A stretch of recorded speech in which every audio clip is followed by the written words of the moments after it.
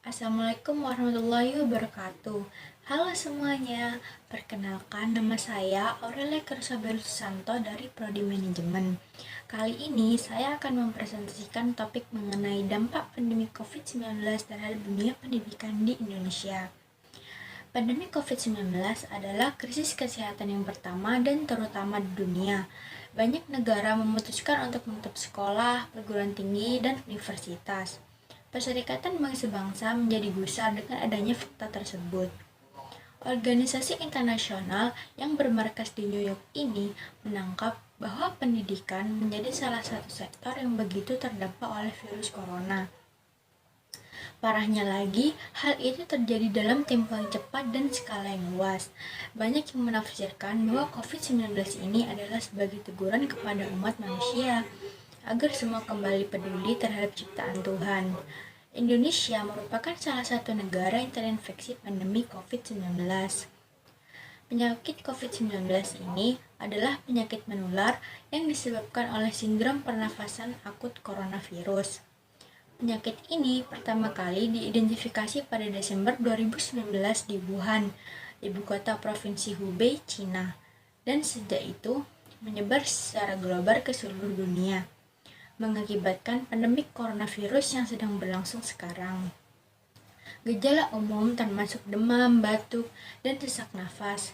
Gejala lain mungkin termasuk nyeri otot, diare, sakit tenggorokan, kehilangan bau, dan sakit perut.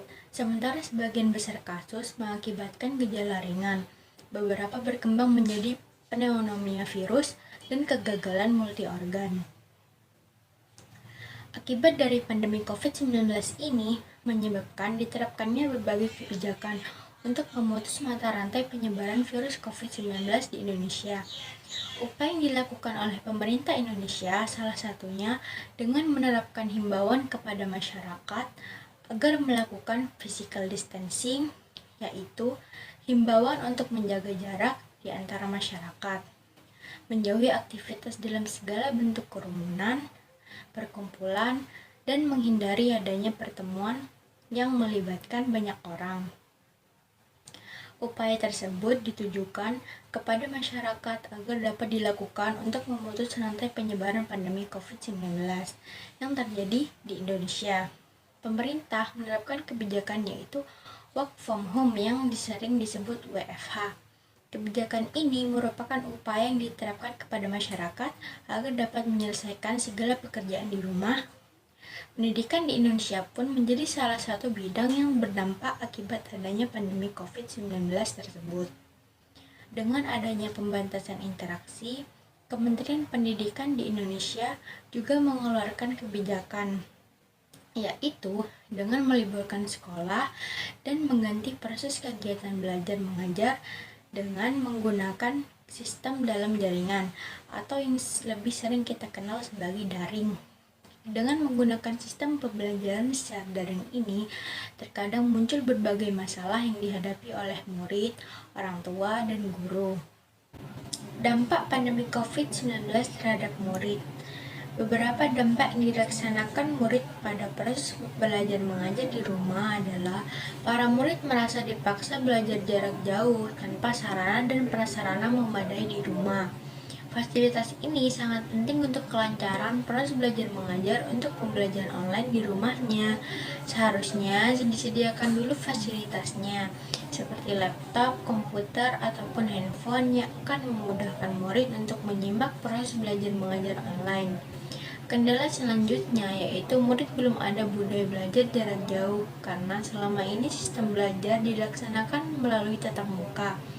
Murid terbiasa berada di sekolah untuk berinteraksi dengan teman-temannya, bercanda dan bermain dengan teman-temannya, serta bertatap muka dengan para gurunya. Dengan adanya metode pembelajaran jarak jauh, membuat para murid perlu waktu untuk beradaptasi dan mereka menghadapi perubahan baru yang secara tidak langsung akan mempengaruhi daya serap belajar mereka. Dampak selanjutnya yang dialami murid yaitu sekolah diliburkan terlalu lama membuat anak-anak jenuh. Anak-anak mulai jenuh di rumah dan ingin segera ke sekolah bermain dengan teman-temannya. Murid terbiasa berada di sekolah untuk berinteraksi dengan teman-temannya, bermain dan bercanda guru dengan teman-temannya, serta bertatap muka dengan para gurunya. Kemudian, murid akan kehilangan jiwa sosial jika di sekolah mereka bisa berinteraksi dengan teman-temannya, tetapi kali ini mereka tidak biasa dan hanya sendiri di rumah bersama orang tua. Interaksi dengan sesama teman, guru, dan orang-orang di sekolah akan menjadi berkurang. Adanya wabah COVID-19 memaksa para murid harus menggunakan teknologi, sehingga suka tidak suka dan mau tidak mau harus belajar melalui jarak jauh dengan menggunakan teknologi yang sudah disediakan. Dampak pandemi COVID yang kedua, yaitu terhadap orang tua. Kendala yang dihadapi para orang tua adalah adanya penambahan biaya pembelian kuota internet bertambah. Teknologi online memerlukan koneksi jaringan ke internet dan kuota karena itu, tingkat penggunaan kuota internet akan bertambah dan akan menambah beban pengeluaran orang tua. Untuk melakukan pembelajaran online selama beberapa bulan, tentunya akan diperlukan kuota yang lebih banyak lagi dan secara otomatis akan meningkatkan biaya pembelian kuota internet. Kendala selanjutnya yang dirasakan orang tua yaitu mereka harus meluangkan lebih ekstra waktu kepada anak-anak mendampingi belajar online. Mereka harus membagi waktu lagi untuk mendampingi anak-anaknya dalam belajar online. Untuk mendampingi anak-anak dalam belajar online tentunya akan berpengaruh pada aktivitas pekerjaan rutin sehari-hari yang akan menjadi berkurang. Terkadang, para orang tua juga ikut belajar bersama anak-anaknya dan ikut membantu mengerjakan tugas bersama anak-anaknya.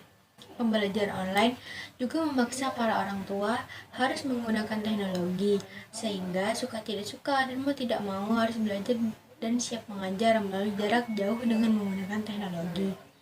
Orang tua harus menyiapkan alat dan sistem pembelajaran jarak jauh dan melakukan bimbingan kepada anak-anak agar bisa menggunakan teknologi modern dalam pembelajaran untuk meningkatkan kualitas pembelajaran anak-anaknya. Yang ketiga, dampak COVID-19 terhadap guru.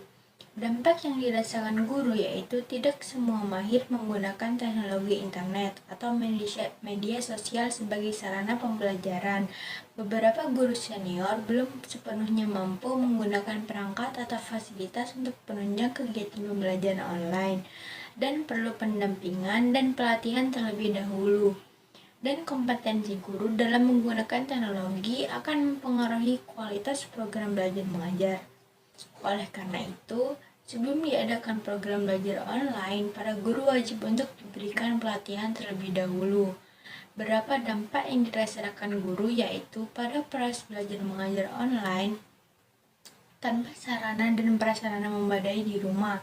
Fasilitas ini sangat penting untuk kelancaran proses belajar mengajar.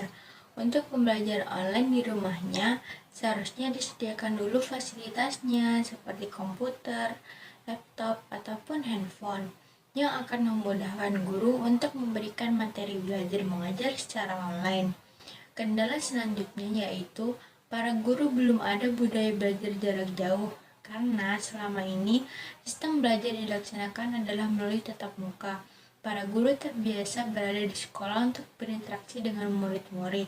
Dengan adanya metode pembelajaran jarak jauh, setiap sekolah menyiapkan alat dan sistem pembelajaran jarak jauh dan melakukan bimbingan teknis kepada guru agar bisa menggunakan teknologi modern dalam pembelajaran untuk meningkatkan kualitas para murid. Kendala yang dihadapi para guru adalah adanya penambahan biaya pembelian kuota internet yang bertambah. Teknologi online memerlukan koneksi jaringan ke internet dan kuota. Oleh karena itu, tingkat penggunaan kuota internet akan bertambah dan akan menambah pengeluaran guru. Kompetensi guru dalam memanfaatkan teknologi dan menguasai teknologi untuk pembelajaran dituntut untuk meningkat dengan cepat untuk merespon home learning.